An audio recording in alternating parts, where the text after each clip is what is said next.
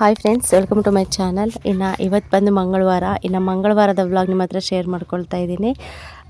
ಇವತ್ತು ಚಿಕ್ಕಮ್ಮ ನೆನ್ನೆನೇ ಊರಿಗೆ ಹೋಗಿದ್ದಾರೆ, ಅಂದರೆ ಸೋಮವಾರನೇ ಹೋದ್ರು ಅವರು. ರೋಜರೂರಲ್ಲಿ ಗೌರಿ ಹಬ್ಬ ಇದೆ, ಹೋಗ್ಬೇಕಿತ್ತು. ನಾವು ಕೂಡ ಫೋನ್ ಮೇಲೆ ಫೋನ್ ಮಾಡ್ತಾಯಿದ್ರು. ಇದೆಲ್ಲ ಬಿಟ್ಟು ಹೊರಗಡೆ ಬಿಟ್ಟು ಹೋಗೋಕ್ಕಾಗೋದಿಲ್ಲ ಅಂತ ಹೇಳಿ. ಚಪ್ಪರದ ಕೆಳಗೆ ಬೀರುವ ಇದೆ, ಟಿ ವಿ ಎಲ್ಲ ಇದೆ ಅಲ್ವಾ, ಎಲ್ಲನೂ ಮನೆ ಹತ್ರ ಬಿಟ್ಟು ಹೋಗೋಕ್ಕಾಗಲ್ಲ. ಯಾರಾದರೂ ಮನೆ ಹತ್ರ ಇದ್ದರೆ ಹೋಗಿ ಬೇಗ ಬರ್ಬೋದು. ಹತ್ರನೇ, ದೂರ ಏನಿಲ್ಲ, ಒಂದು 4 ಕಿಲೋಮೀಟ್ರ್ ಆಗುತ್ತೆ. ಈ ಕಡೆಯಿಂದ ಹೋದರೆ ತುಂಬ ಹತ್ರ ಆಗುತ್ತೆ, ನಡ್ಕೊಂಡು ಕೂಡ ಹೋಗ್ಬೋದು. ಅದೇನಿಲ್ಲ, ತೊಂದರೆ ಇಲ್ಲ.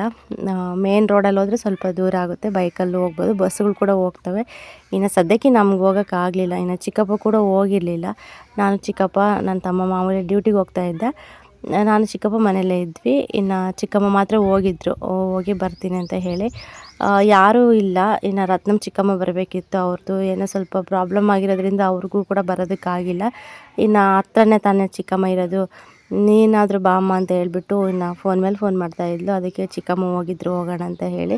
ನಮ್ಮ ಗುಂಡನ್ನು ಕಳ್ಸೋಣ ಅಂದರೆ ಅವನು ಇರೋದಿಲ್ಲ. ಎಲ್ಲಾದರೂ ಹೋಗಲಿ ಒಂದು ಸ್ವಲ್ಪ ತಿರ್ತಾನೆ ಅಷ್ಟೇ, ಆಮೇಲೆ ಅಮ್ಮ ಅಮ್ಮ ಅಂತ ಅಳೋಕ್ಕೆ ಸ್ಟಾರ್ಟ್ ಮಾಡಿಬಿಡ್ತಾನೆ. ಅದಕ್ಕೆ ಎಲ್ಲೂ ಕೂಡ ಕಳಿಸೋದಿಲ್ಲ. ಇವತ್ತು ಬೆಳಗ್ಗೆ ಬಂದು ಟಿಫನ್ಗೆ ಅವಲಕ್ಕಿ ಮಾಡಿದ್ದೆ, ತಿನ್ನಿಸ್ಬಿಟ್ಟು ಕಲ್ಯಾಣನ ರೆಡಿ ಮಾಡಿ ಕಳಿಸಿದ್ದೆ ಅಂಗನವಾಡಿಗೆ. ಇದು ಬಂದುಬಿಟ್ಟು ಆಗಲೇ ಟೈಮ್ ಒಂದು 2:45, 3 ಗಂಟೆ ಹತ್ತತ್ರ ಆಗಿತ್ತು. ಶಾರದಕ್ಕ ನಾನು ಕೂತ್ಕೊಂಡು ಸುಮ್ಮನೆ ಹಿಂಗೆ ಮಾತಾಡ್ಕೊಂಡು ಕೂತ್ಕೊಂಡಿದ್ವಿ. ನಮ್ಮ ಚಪ್ಪರದಲ್ಲಿ ತುಂಬ ಇವು ಅಕ್ಕಿಗಳಿದಾವಲ್ವ, ಗುಬ್ಬಿಗಳಿದ್ದಾವೆ. ಗುಬ್ಬಿಗಳೆಲ್ಲ ಹೋಗ್ಬಿಟ್ಟು ಶಾರದಕ್ಕರ ಮನೆ ಹತ್ರ ಮೆಕ್ಕೆಜೋಳ ಒಣಗಾಕಿತ್ತು. ಅವರ ಮೇಕೆ ಇದ್ದಾವೆ, ಮೆಕ್ಕೆಜೋಳ ಒಣಗಾಕಿದ್ರೆ ಇಲ್ಲಿಂದ ಹೋಗ್ಬಿಟ್ಟು ಅಲ್ಲಿ ಎಲ್ಲ ಕುತ್ಕೊಂಡ್ಬಿಟ್ಟಿದ್ದು ಗುಂಪಾಗಿ. ಹಂಗೆ ನೋಡಿಕೊಂಡೆ, ಎಷ್ಟು ಚೆನ್ನಾಗಿ ಕಾಣಿಸುತ್ತಲ್ಲ ಅಂತೇಳ್ಬಿಟ್ಟು ಹಂಗೆ ಸ್ವಲ್ಪ ವೀಡಿಯೋ ಮಾಡಿಕೊಂಡೆ. ಅಷ್ಟರಲ್ಲಿ ಕಲ್ಯಾಣ ಕೂಡ ಬಂದ ಅಂಗನವಾಡಿಯಿಂದ. ಇವರೇ ಹೆಲ್ಪರು, ಯುವಕ ಹೆಸರು ಕೂಡ ಶಾರದನೇ. ಬಿಟ್ಟೋಗೋಣ ಅಂತ ಹೇಳ್ಬಿಟ್ಟು ಈ ಥರ ಬರ್ತಾರೆ ಸಾಯಂಕಾಲ ಟೈಮ್ ಮನೆಗೆ, ಸೀದಾ ಕರೆಕ್ಟಾಗಿ ಕರ್ಕೊಬಂದು ಬಿಟ್ಟು ಹೋಗ್ತಾರೆ.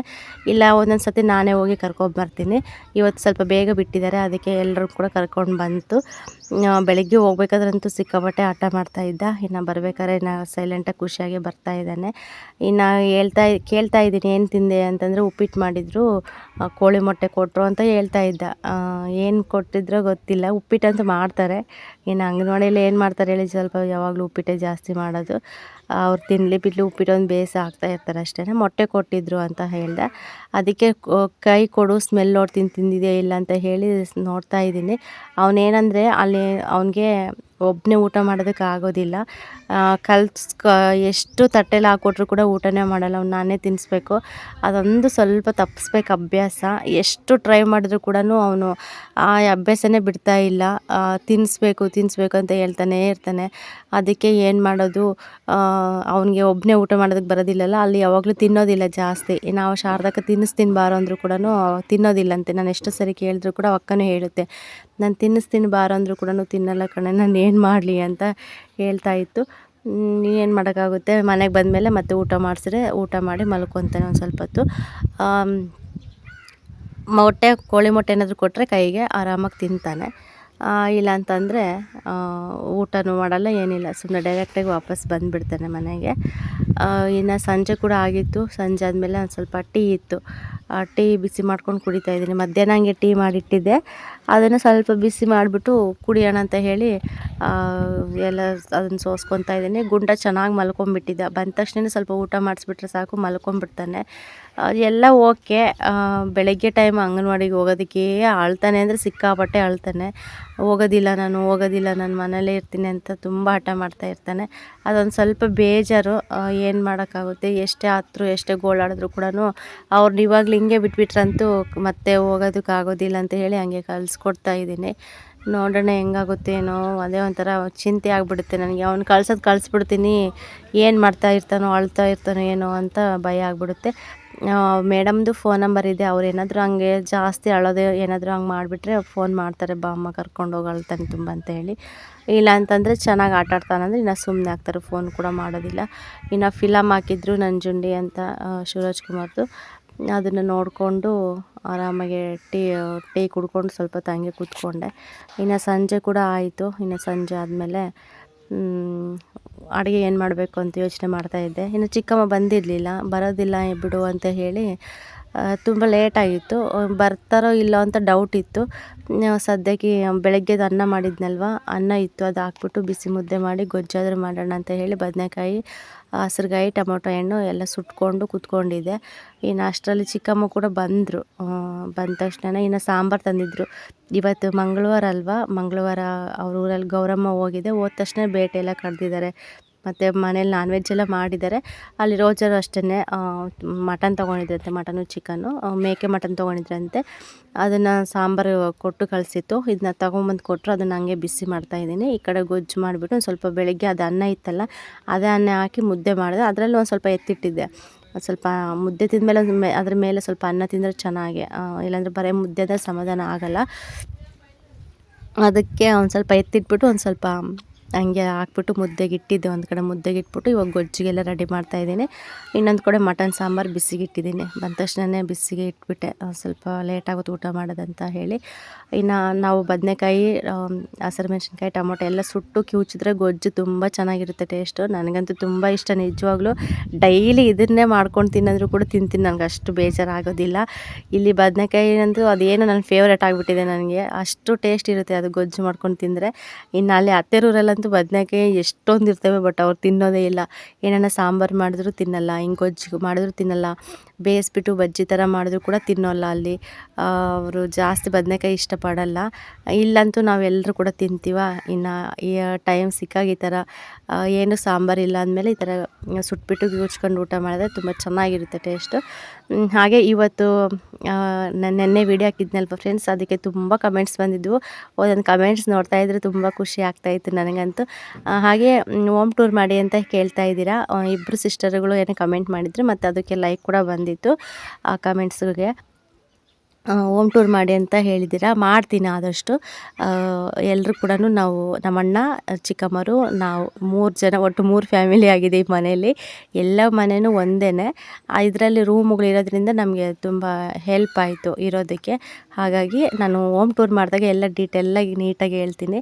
ಅದು ಅವಾಗ ಹೇಳಿದ್ರೆ ಮಾತ್ರ ಅರ್ಥ ಆಗುತ್ತೆ, ಇದರಲ್ಲಿ ಹೇಳಿದ್ರೆ ಏನೂ ಗೊತ್ತಾಗೋದಿಲ್ಲ ಅಷ್ಟೊಂದು. ಸದ್ಯಕ್ಕೆ ನಾನು ಇರ್ತೀನಲ್ವ, ಇಲ್ಲಿ ಅಡುಗೆ ಮಾಡ್ತಾಯಿದ್ದೀನಲ್ವ, ಅದು ಸಿಂಗಲ್ ರೂಮ್ ಚಿಕ್ಕದಾಗಿದೆ ಅದು, ಅದರಲ್ಲಿ ಮಾತ್ರ ನಾನಿದ್ದೀನಿ. ನಾನು ಮುಂಚೆ ಹಳೆ ವ್ಲಾಗೆಲ್ಲ ನೋಡಿದ್ರೆ ಗೊತ್ತಾಗ್ತಾಯಿತ್ತು. ಅಡುಗೆ ಮನೆ ಇವಾಗ ಚಿಕ್ಕಮ್ಮರಿದ್ದಾರಲ್ಲ, ಅದರಲ್ಲಿ ಚಿಕ್ಕಮ್ಮರಿದ್ದಾರೆ. ಮನೆ ಕಿತ್ತಿದ್ದಾರಲ್ವ, ಎಲ್ಲೂ ಕೂಡ ಬಾಡಿಗೆ ಮನೆ ಸಿಗ್ತಾ ಇಲ್ಲ ಇಲ್ಲಿ, ಎಲ್ಲ ಫುಲ್ಲು ಆಗಿಬಿಟ್ಟಿದ್ದಾವೆ. ಇನ್ನು ಎಲ್ಲ ಸ್ವಂತ ಮನೆಗಳೇ ಇದ್ದಾವಲ್ವ, ಎಲ್ಲೂ ಹೋಗೋದಕ್ಕಾಗಲಿಲ್ಲ ಚಿಕ್ಕಮ್ಮರಿಗೆ.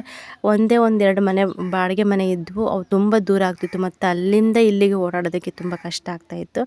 ಇನ್ನು ನಮ್ಮ ಅಣ್ಣ ಅವರೆಲ್ಲ ನೋಡಿಬಿಟ್ಟು, ಬೇಡಮ್ಮ ಅಷ್ಟು ದೂರ ಇನ್ನೇನು, ಹೆಂಗೋ ಚಿಕ್ಕದ ರೂಮ್ ಇದೆ ಅಲ್ವಾ, ಅಲ್ಲಿ ಪಾಪ ಇರ್ತಾಳೆ, ನೀವು ಇಲ್ಲಿ ಇರ್ರಿ ಅಂತ ಹೇಳ್ಬಿಟ್ಟು ಹೆಂಗೆ ಅಡ್ಜಸ್ಟ್ ಮಾಡ್ಕೊಂಡು ಸದ್ಯಕ್ಕೆ ಇದ್ದೀವಿ. ಇನ್ನು ಎಷ್ಟು ದಿನ ಇರಬೇಕಂದ್ರೆ, ಇನ್ನು ಮನೆ ಕಂಪ್ಲೀಟ್ ಆಗೋವರೆಗೂ ಚಿಕ್ಕಮ್ಮರು ನಾವು ಹಿಂಗೆ ಇರಬೇಕಾಗುತ್ತೆ. ಪರವಾಗಿಲ್ಲ, ಇರೋಣ, ನಾವೇ ತಾನೇ, ಬೇರೆ ಯಾರೂ ಇಲ್ಲ ಅಂತ ಅಂದ್ಕೊಂಡು ಆರಾಮಾಗಿದ್ದೀವಿ, ಏನೂ ತೊಂದರೆ ಇಲ್ಲ. ಇನ್ನು ಅದಕ್ಕೆ ಚಪ್ಪರದ ಕೆಳಗಡೆ ಬೀರುವಾ ಎಲ್ಲ ಇಟ್ಟಿದ್ದೀವಲ್ವ, ಟಿ ವಿ ಎಲ್ಲ ಇಟ್ಟಿದ್ದೀವಿ. ಎಲ್ಲನೂ ಹಿಂಗೆ ಸಡನ್ನಾಗಿ ಹೋಗೋದಕ್ಕೂ ಬರೋದಕ್ಕೂ ಸ್ವಲ್ಪ ಇದಾಗುತ್ತೆ, ಯಾಕೆಂದರೆ ರೋಡ್ ಸೈಡ್ ಮನೆ ಇರೋದು. ನಾವು ಎಷ್ಟೇ ಹುಷಾರಾಗಿದ್ದರೂ ಕೂಡ, ಏನೂ ಇಲ್ಲ ಅಂತಂದರೂ ಕೂಡ ನಮಗೆ ಇರೋ ಭಯ ಇದ್ದೇ ಇರುತ್ತೆ. ರೋಡ್ ಸೈಡ್ ಆಗಿರೋದ್ರಿಂದ ಮನೆ, ಯಾರಾದರೂ ಒಬ್ರು ಇರಲೇಬೇಕು. ಇನ್ನು ಹಳ್ಳಿ ಕಡೆ ಗೊತ್ತಲ್ವ ಹೆಂಗಿರುತ್ತೆ ಪರಿಸ್ಥಿತಿ ಅಂತ ಹೇಳಿ. ಅದಕ್ಕೆ ಯಾರಾದರೂ ಒಬ್ರು ಇದ್ದರೆ ಮಾತ್ರ ನಾವು ಎಲ್ಲಾದರೂ ಹೋಗಿ ಹಿಂಗೆ ಬರ್ಬೋದು. ಯಾರೂ ಇಲ್ಲ ಅಂತಂದರೆ ಕಷ್ಟ, ಅದಕ್ಕೆ ಎಲ್ಲೂ ಕೂಡ ಹೋಗೋದಕ್ಕೆ ಆಗ್ತಾ ಇಲ್ಲ. ಇನ್ನು ಚಿಕ್ಕಮ್ಮನ ಕಳಿಸ್ಬಿಟ್ಟು ನಾವು ಹಂಗೆ ಇಲ್ಲೇ ಉಳಿದ್ವಿ. ಇನ್ನು ಚಿಕ್ಕಮ್ಮ ಕೂಡ ಬಂದರು. ಇನ್ನು ನಾವೆಲ್ಲ ಸುಟ್ಟಿರ್ತೀವಲ್ವ, ಒಂದು ಸ್ವಲ್ಪ ಕ್ಲೀನ್ ಮಾಡ್ಕೊಳ್ಳೋದಕ್ಕೆ ಟೈಮ್ ತೊಗೊಳುತ್ತೆ. ಯಾಕೆಂದರೆ ಒಲೆಯಲ್ಲಿ ಸುಟ್ಟಿರ್ತೀವಲ್ಲ, ಒಂದು ಸ್ವಲ್ಪ ಸಿಪ್ಪೆಲ್ಲ ನೀಟಾಗಿ ತೆಗೆದ್ಬಿಟ್ಟು ಇನ್ನು ಗೊಜ್ಜಿಗೆಲ್ಲ ರೆಡಿ ಮಾಡ್ಕೊತಾ ಇದ್ದೀನಿ. ತುಂಬ ಚೆನ್ನಾಗಿರುತ್ತೆ. ಹಾಗೆ ಒಬ್ಬ ಸಿಸ್ಟರ್ ಕಮೆಂಟ್ ಮಾಡಿದ್ರು, ಅವರು ಫಸ್ಟ್ ಟೈಮ್ ಕಮೆಂಟ್ಸ್ ಮಾಡಿದ್ದಾರೆ ಅನಿಸುತ್ತೆ. ತುಂಬ ಖುಷಿ ಆಯಿತು. ಅವರು 7 ಮಂತ್ ಪ್ರೆಗ್ನೆನ್ಸಿ ಅಂತೆ. ಕಮೆಂಟ್ಸ್ ನೋಡಿಬಿಟ್ಟು ನನಗೆ ನಿಜವಾಗ್ಲೂ ತುಂಬ ನಗು ಬಂತು, ಖುಷಿ ಕೂಡ ಆಯಿತು.